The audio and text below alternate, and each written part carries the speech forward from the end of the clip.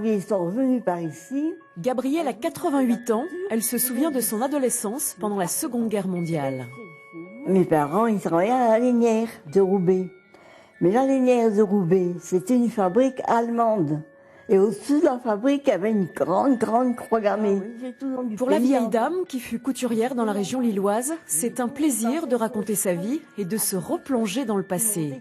Ça me rappelle ma jeunesse, ça me rappelle des souvenirs de ma famille, hein, de ce que j'ai fait. Comme elle, ils sont une trentaine à avoir confié leurs souvenirs aux membres de la compagnie théâtrale La Grange à Papa. L'occasion d'oublier un peu l'hôpital et de troquer leurs conditions de patients contre celles de passeurs d'histoire.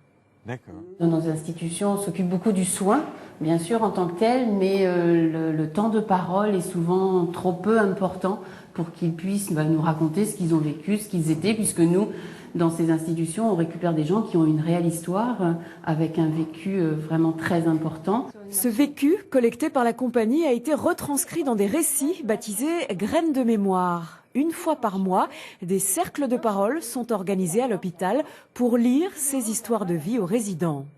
Maintenant, les jeunes, ils ont la musique sur la tête. Ils ne savent pas chanter. Nous, dans le temps, on savait chanter.